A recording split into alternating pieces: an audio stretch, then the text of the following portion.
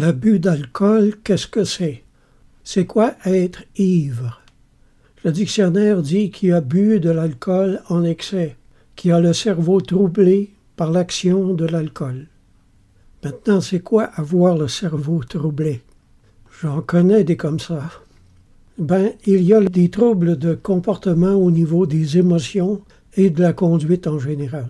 Pleurer abondamment, ou au contraire être euphorique, rire pour rien, avoir des comportements stupides, enfantins, avoir la vue embrouillée, manquer d'équilibre, parler grossièrement ou poser des gestes de familiarité déplacés, conduire son auto comme un maniaque, se bagarrer, etc.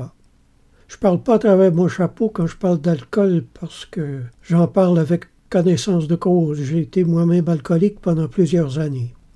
La définition du dictionnaire se poursuit ainsi.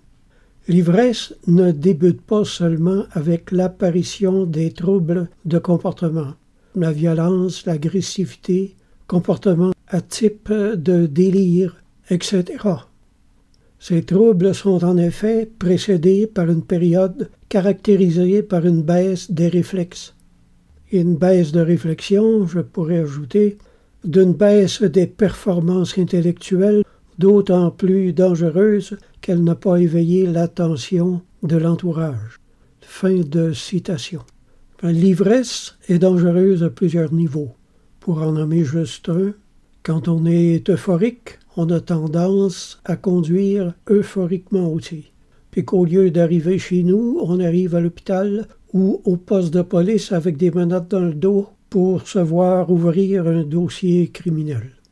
Mais quelle est la quantité de vin, pensez-vous, que le Seigneur a bu quand il a été invité à manger chez Matthieu le publicain? Avant de répondre, rappelez-vous que le Seigneur a été sans péché d'aucune sorte durant sa vie. Alors on peut être certain qu'il ne s'est pas enivré puisque l'Écriture dit que les ivrognes n'hériteront pas le royaume de Dieu. Alors le Seigneur n'a sûrement éprouvé aucun des symptômes décrits plus haut. Alors on peut en conclure qu'il n'a pas dépassé 2 ou 3 coupes de vin parce qu'arrivé au 3e verre, d'habitude, les symptômes commencent à apparaître.